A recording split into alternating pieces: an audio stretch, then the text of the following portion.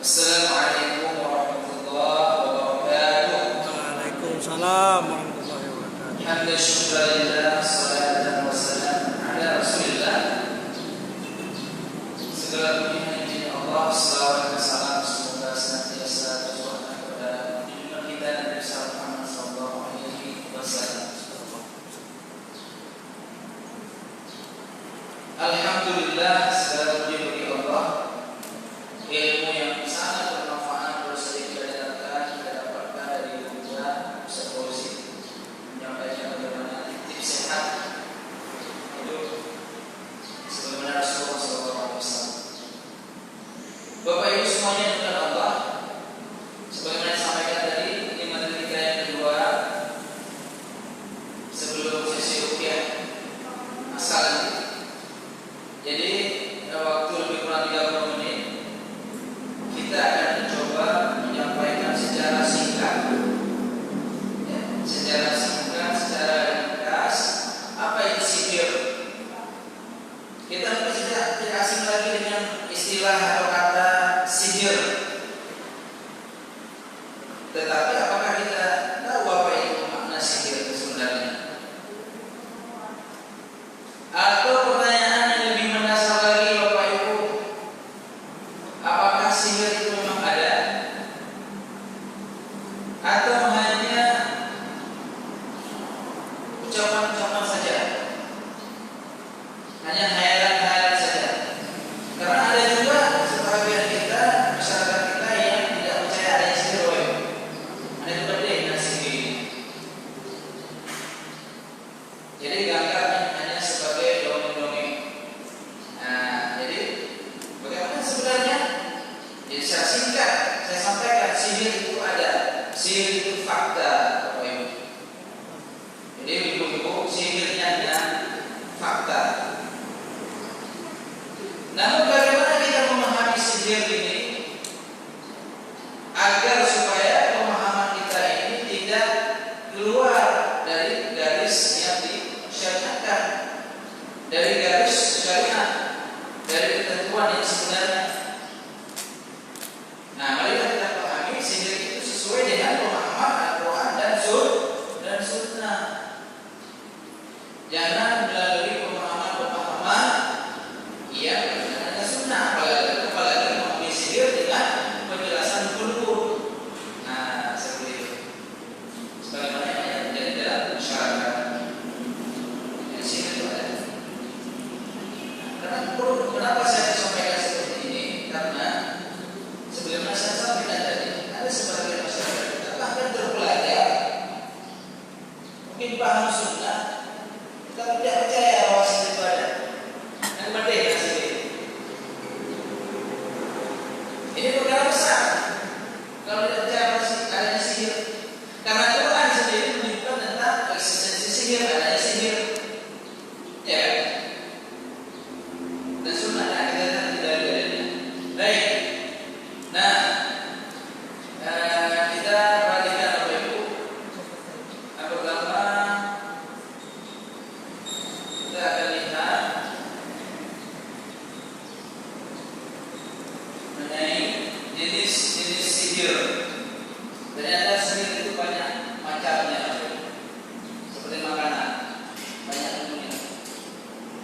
Tinggal dipilih mau yang mana. Cuma beda sihir kita nggak memilih. Jadi sihir itu ada banyak ragam. Apa saja itu?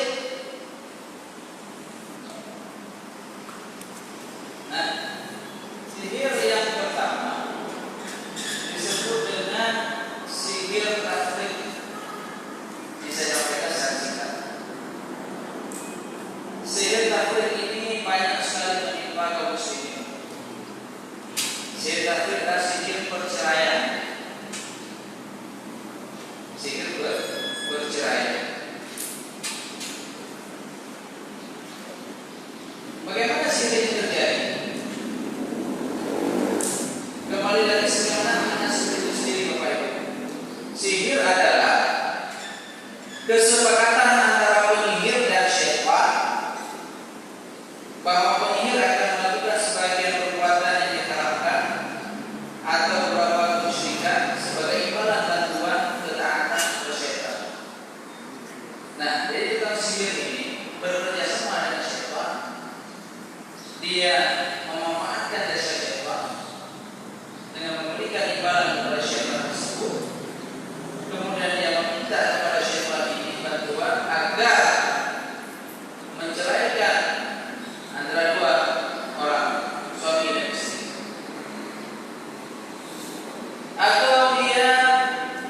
membuat antara ayah, antara orang tua dengan anak pisah, tidak bersatu. Ada teman dengan teman pisah. Padahal tidak ada masalah apa-apa. Kalau ada persoalannya hal sepele, bisa menjadi hal yang besar.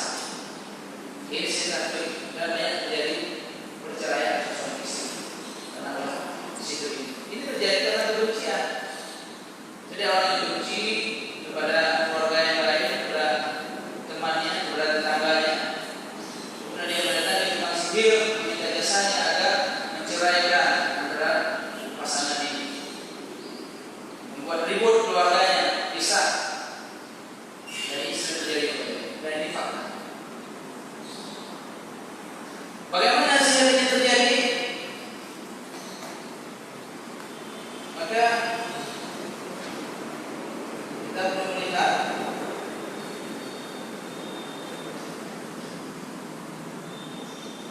maka tukang sihir biasanya memerlukan benda-benda untuk sebagai pengantar sihir, sebagai bukti. Maka yang paling umum di antaranya adalah misalnya rambut atau bekas pakaian dari orang yang memiliki sihir yang boleh dibacakan mantra-mantra dan dengan izin Allah terjadilah sihir. Itu sihir taktik. Yang selanjutnya sihir mahabbah. Kalau dalam bahasa kita sering disebut dengan pelet. Sering disebut dengan pelet. Nah, apa itu? Yaitu sihir yang dilakukan agar dia disukai oleh orang lain. Dia melakukan sihir ini agar disukai oleh orang lain. Atau seorang istri, disebutkan oleh banyak ulama dalam kitabnya, dia buat sihir ini kepada suaminya agar suaminya terus menyukai dia, mencintai dia terus menerus, begalak sampai tuanya, begalak guru lahir. Kalaupun dia pergi kemanapun yang teringat hanya istrinya saja. Nah, ini sihir mahabbah.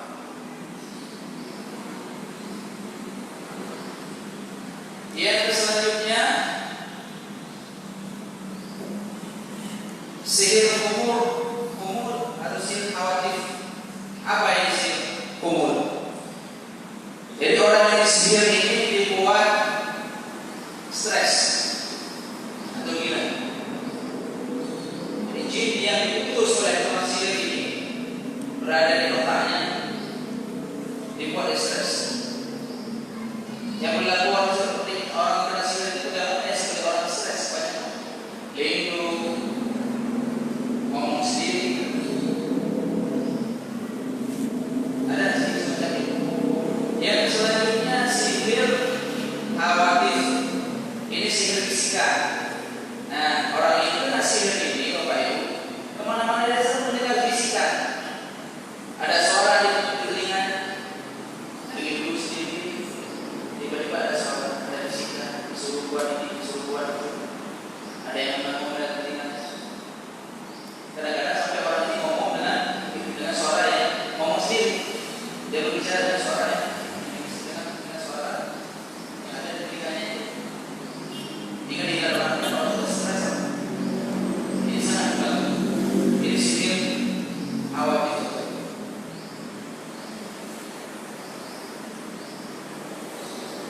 Yang selanjutnya sihir jibril at-tahyil atau sihir ilusi.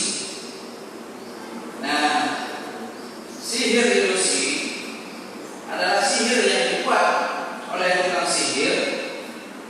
Tujuannya untuk apa? Menipu pandangan. Menipu pandangan. Pandangan mata kita atau pandangan orang yang disihir ini tidak melihat yang sebenarnya. Dan ini kalau dibuka dalam Quran jelas sekali terjadi ketika pada masa Nabi Musa alaihissalam, ya, pada masa Nabi Musa alaihissalam,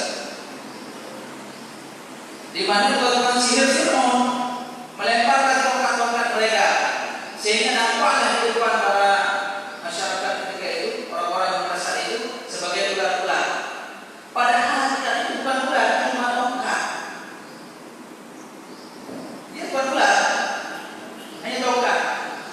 Tongkat, bukan biasa. Tapi pandangan umumnya kala yang melihatnya bagaikan ular-ular. Nah, itu seperti hipnotis. Maka dilemparkanlah tongkat Nabi Musa dan firman Allah dari Allah. Tongkat Nabi Musa ini berubah jadi ular yang sebenarnya, bukan sihir. Memang benar-benar ular. Sehingga dikenallah ular-ular jadi bukan sihirnya, bukan firman. Nah, ini sihir khawatir. Sihir apa saja ilusi. Nah, yang selanjutnya banyak jenis sihir ini sebagai terjadi di sekitar baru. Untuk menambah wawasan kita. Sihir ta'dil az-zawaj. Sihir menghalang jodoh. Nah, ini yang jodoh-jodoh. Mudah-mudahan tidak kena sihir ini. Ya, ini pun kerap terjadi. Susah untuk menikah. Mau nikah tapi tidak bisa. Sering kali terjadi kepada yang akhwat yang perempuan.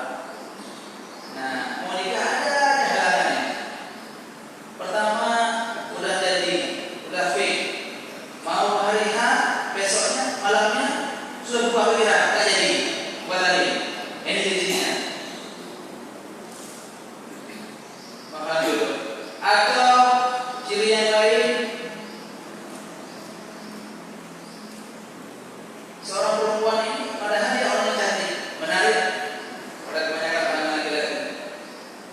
Tetapi begitu ada yang mau datang, mau melamar, mau ta'aruf, pas ketemu, tuh kelihatannya kok beda ya. Kemarin bukan ini. Lihat yang calon yang laki-laki. Kok ini kelihatan lebih tua, kelihatan jelek. Akhirnya tidak jadi. Siapa yang berubah itu semuanya? Syaitan. Kiriman Mesir dirubahnya pandangan orang yang ingin melamar pandangan laki-laki. Bahkan saya pernah ibu pribadi merukyah kejadian seperti ini. Itu seorang perempuan yang maaf bagi pandangan laki-laki sangat menarik secara fisik. Tetapi setiap mau menikah, laki-laki tidak tertarik. Bahkan bukan kepada laki-laki yang mau menikahinya yang melihat dia jelek. Dia cerita kepada saya bahwa orang tuanya, ayahnya, abangnya yang laki-laki, setiap laki-laki yang melihat dia kelihatan tua, padahal masih sangat muda. Ini jahatnya sihir.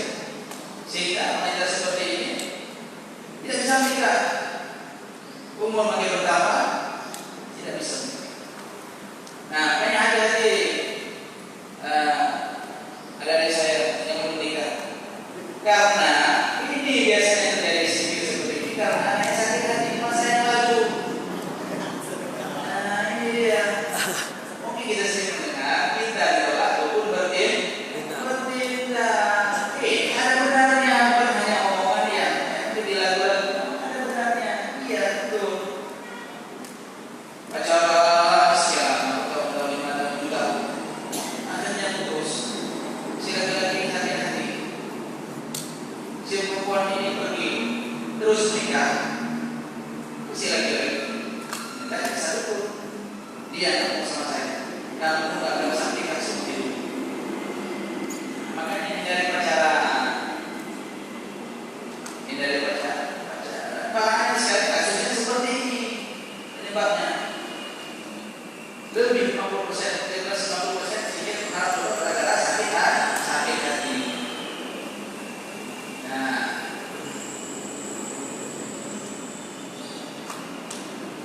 selanjutnya sihir balik. Apa yang sihir? Sihir sakit. Dibuat sakit yang aneh-aneh. Dokter pun nggak tahu sakit apa.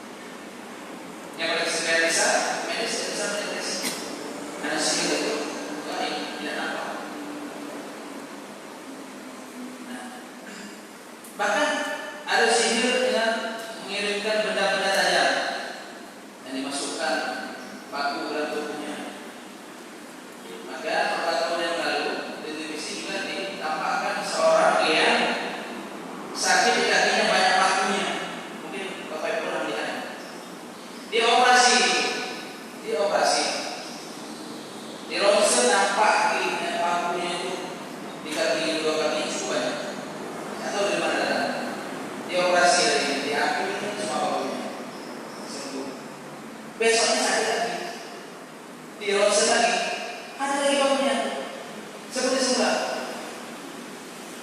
Dokter angkat tangan, angkat tangan. Oh ini bukan minat kita ya. Akhirnya dipanggil seorang rukyah, kesempatan. Namanya kelompok motor penggerak rukyah di Indonesia. Yang dulu pernah bekerja rukyah di Sungai 2007. Beliau sangat senior di bidang rukyah di Indonesia, khususnya di Indonesia. Maka dia rukyah adalah beliau. Itu ada videonya sekarang. Jadi tidak sempat kita parah ini. Ada di rukyah, sehingga keluar. Aku dari dulu, saya keluar dari dulu. Keluar dari dulu, pakunya. Dari itu Allah semua. Dan ini fakta, bukan mitos, bukan fakta. Nah selanjutnya sihir atau sihir darah. Nah ini paling umum terjadi kepada kaum ibu-ibu dari perdarahan. Memang setiap bulan darah, tapi itu bukan sihir. Nah itu adalah bulan. Yang sihir darah itu dia datang terus-terus tanpa henti. Dalam sunnah ada disebut dengan istihadah. Ada dalam syaitan istihadah. Di sihir ini, syaitan ini diutuskan sihir berada di rahimnya. Kemudian digoyahlah otot rahimnya sehingga berdarah. Pada sebagian kasus dibuat oleh tukang sihir ini agar suami istri ini cekcok. Kenapa? Karena istri tidak bisa melihat suaminya. Itu setiap mau berhubungan pendarahan. Kalau nggak berhubungan darah, dia gimana? Bingung. Artinya apa? Cekcok. Ada juga kasus, misalnya suaminya jauh luar negeri, istrinya di Indonesia. Dia sehatnya nggak ada darah. Tapi begitu suaminya kuat, dia langsung darah. Begitu suaminya balik lagi ke tempat kerjanya, sudah sembuh. Nah, ini kerjaan sihir. Sihir darah. Selanjutnya sihir arwah atau ikatan. Sihir ikatan. Ini banyak jenisnya. Jadi sihir ini bekerja hampir sama tujuannya, yaitu agar rumah tangga suami istri ini rusak. Diikat dalam makna kata dibuat suami istri ini tidak bisa melihat suaminya. Setiap melihat suaminya, kakinya tertutup dan tidak bisa. Termasuk juga sihir ikatan ini adalah sihir pendarahan tadi. Nah, atau dibuat suaminya, yang tadi istri, ini suaminya dibuat, disihir suaminya agar juga tidak bisa dapat tugasnya sebagai suami. Dan paling umum terjadi adalah memang di saat-saat akan berhubungan sebelumnya saja. Nah seperti itu. Nah kemudian sihir selanjutnya adalah sihir ada berijab atau sihir pemandulan. Nah pemandulan adalah hal yang sangat umum terjadi dalam masyarakat. Benar bahwa memang terjadi pemandulan banyak juga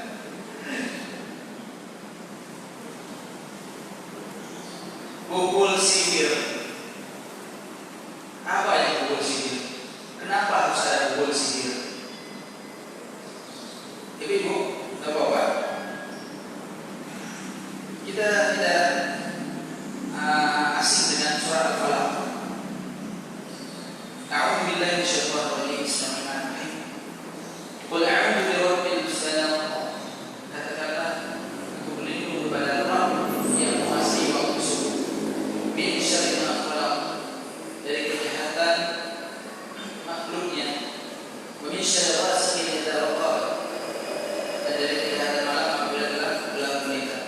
Wa min syarri dan dari kejahatan tukang sihir, wanita-wanita tukang sihir yang meniup sil amad pada bubul-bubul, pada ikatan-ikatan, pada benda-benda sihir. Jadi tukang sihir itu ketika menyihir seseorang, dia akan membuat bubul sihir sebagai transmitternya, pemancarnya.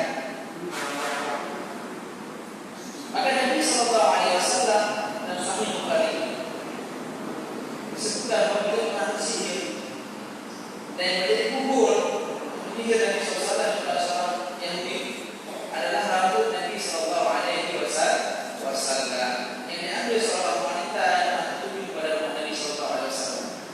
Dan rambut itu diikatkan, disimpan di dalam tindakan di sebuah sumur, ya, rahmatnya dan batu-batu sumur itu disimpan di situ. Kemudian singkat cerita Nabi Sallallahu Alaihi Wasallam berdoa kepada Allah dan itu sudah dua malaikat yang kemudian beritahukan tentang letak bubul sihir tersebut diambil kemudian dibakar. Dan Nabi Sallallahu Alaihi Wasallam bersebut. Jadi bubul sihir berkayu. Di antara bubul sihir yang sering dijadikan oleh tukang sihir sebagai sarana menyihir orang lain, pertama rambut, bekas-bekas pakaiannya, pakaian ringan, pakaian dalam, makanya pakaian itu jangan dijemur di luar, di pinggir jalan, yang mudah jatuh oleh orang lain. Seandainya ada orang rezeki, mudah sekali diambil menjadikan sarana bubul sihir. Foto juga benar, bisa. Jangan gampang yang mudah share foto. Kalau benar sehari-hari ada yang foto di Facebook selfie tiap hari foto. Ambil sini sambil makan sambil nanti foto.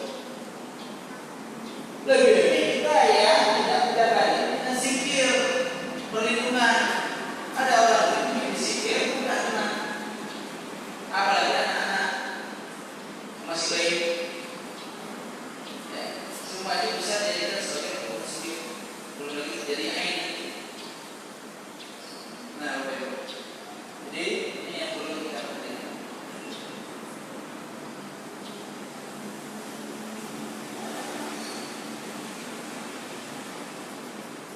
Nah, apakah sihir ini bisa sembuh? Atau bisa kata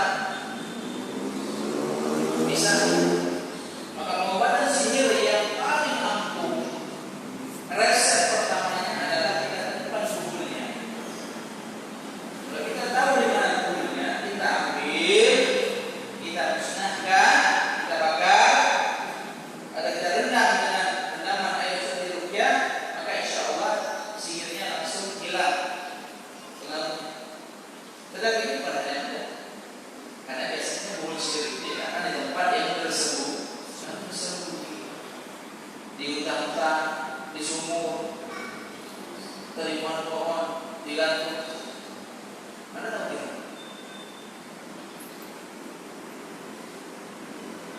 Nah,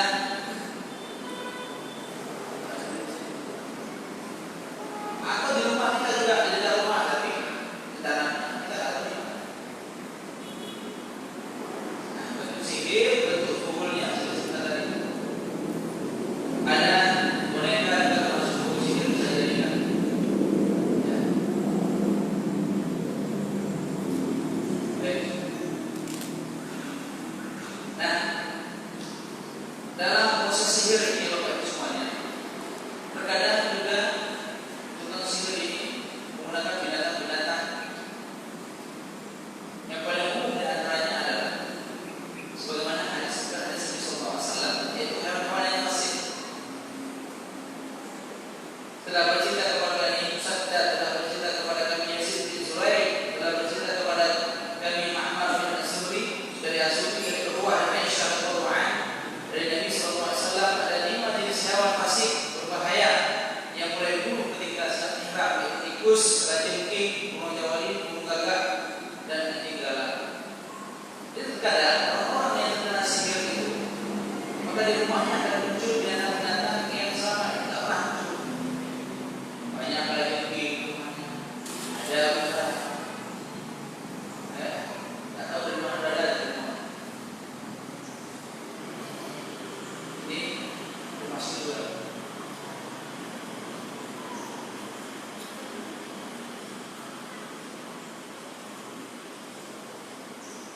Dan Bapak Ibu yang Allah Subhanahu wa taala,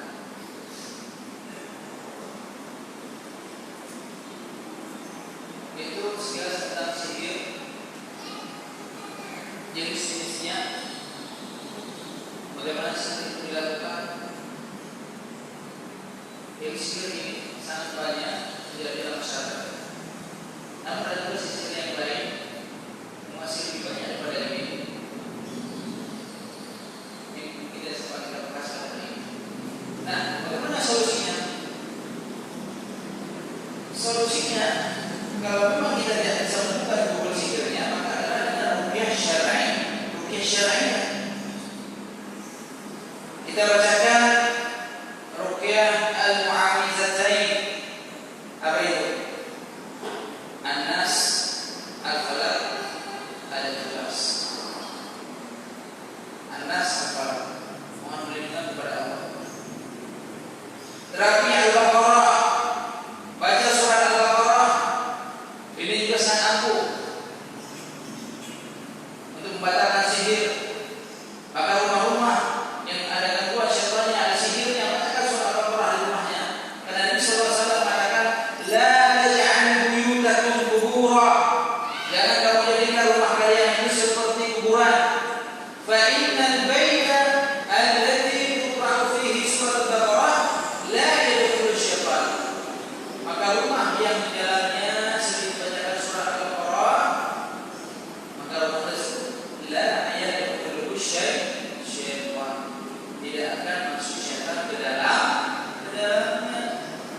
Baca Al-Quran, apalagi surat Al-Baqarah, Yasin. Dengan Yasin, baca Yasin boleh. Al-Quran boleh baca. Nah, juga dengan meruqyah rumah kita. Kalau kita ada tempat dengan sihir, dan kita juga perlu meruqyah rumah kita. Karena syaitan terus jin yang diutus oleh tukang sihir. Dalam banyak kasus juga tidak menimpa hanya pada badan, pada orang yang disihir juga di rumah-rumahnya. Sehingga di rumahnya banyak terlihat hal yang aneh, tidak penampakan. Maka perlu kita meruqyah rumah. Kita sendiri bisa melakukannya. Bagaimana caranya? Masuk kita baca Al-Baqarah tadi di rumah dengan niat meruqyah rumah. Atau kita ambil air satu baskom, kita dedamkan ke mulut kita. Kita bacakan An-Nas dengan dekat. Setelah selesai bacanya kita tiupkan. Al-Falaq kita tiupkan. Ayat kursi, ayat sihir yang lainnya, ayat batu sihir kita bacakan. Kita tiupkan. Setelah kita tiupkan, setelah kita baca, kita ambil air itu, kita cipratkan ke seluruh ruangan yang ada di dalam rumah, kecuali kamar mandi dan WC. Kamar mandi dan WC jangan dicipratkan. Sama seperti kita tidak boleh ngaji dan baca Quran di WC. Nah, itu ayat itu sudah dibacakan Al-Quran, ya kita cipratkan dalam kamar mandi dan WC.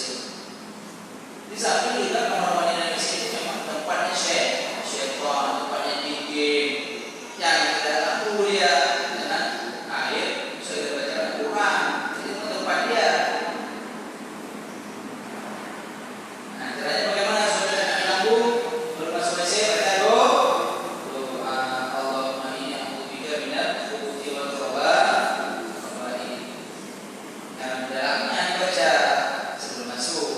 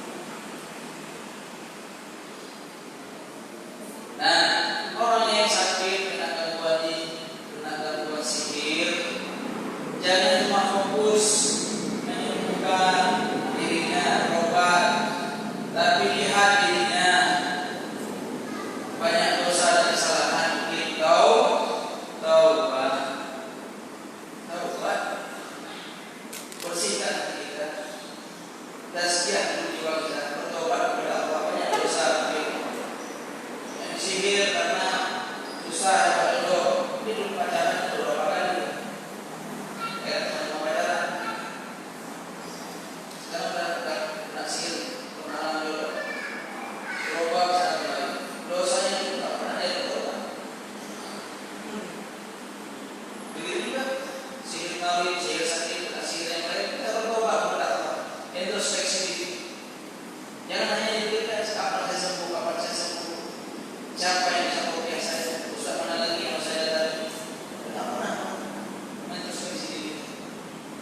Nah, ini adalah bersembuh.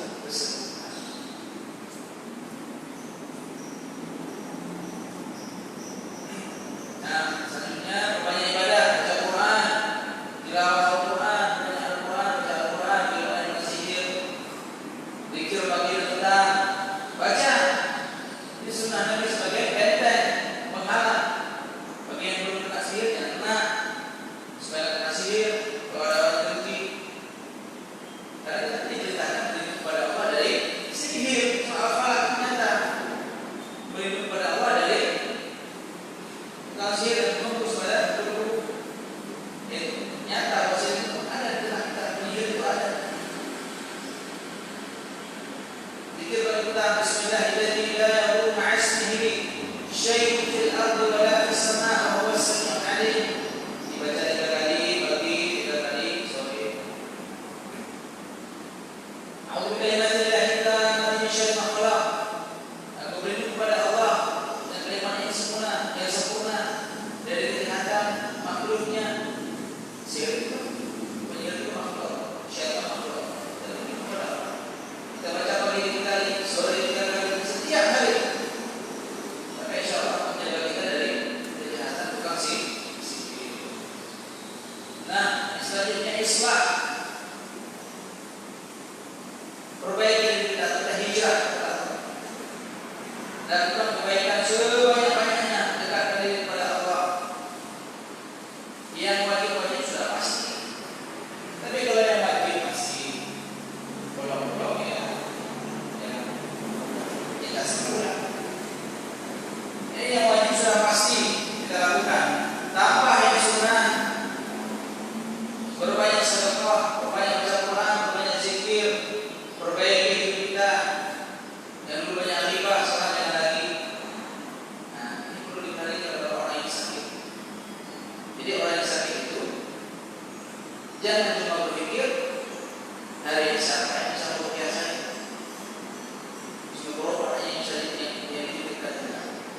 Perbaiki ibadahnya, perbaiki zikirnya, perbaiki hidup kita. Nah, seperti itu.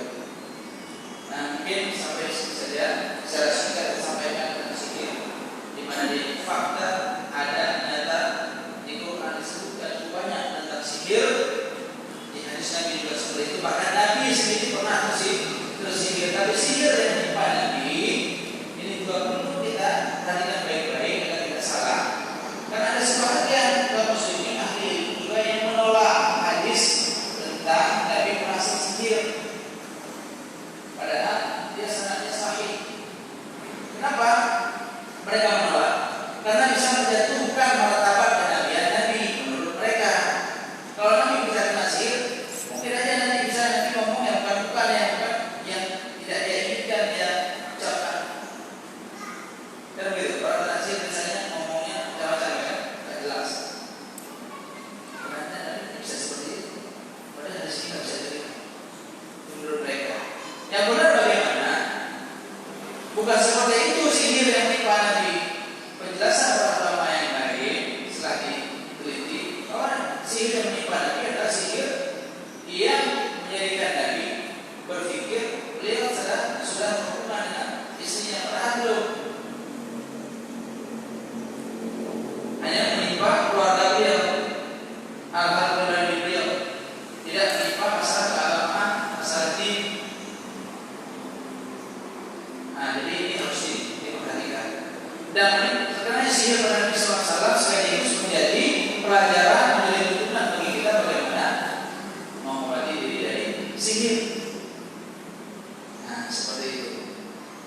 Baik, jadi mungkin sampai di sini saja. Lebih dan kurang saya mohon maaf. Mudah-mudahan menjadi pengetahuan bagi kita sampai kita mesti menambahnya sendiri di luar sana. Selanjutnya kita akan masuki acara selanjutnya itu rupiah. Terus muslim berbisa. Alhamdulillah, sama-sama sudah kita dengarkan materi yang disampaikan oleh ketua materi dari Sarpesal tentang perihal kurang lebih sihir dan sebelumnya yang mendasar. Dan di awal tadi sama-sama sudah kita ikuti materi tentang Ibnu Nabawi dan sedikit kita review. Jadi dalam kita menyambut bulan suci Ramadan ini ada beberapa hal yang harus kita persiapkan. Ada berapa? Yang pertama keimanan, dan yang kedua ilmu, yang ketiga fisik, yang terakhir adalah harta. Nah, berkaitan dengan bab harta ini, hari ini kita akan uji apa? Kita akan melihat seberapa pemikat kita terhadap diri kita, terutama apa? Walaupun mungkin ada dua yang ada sedikit bahwasanya dengan kita bersedekah itu maka dapat mengangkat diri kita. Dan sudah pasti segala sesuatu yang kita keluarkan di jalan Allah, insya Allah kita itu akan double balas kepada kita. Oleh karenanya hari ini kita akan secara lagi sebelum masuk sesi rupiah syariah, ya kita akan coba infak terbaik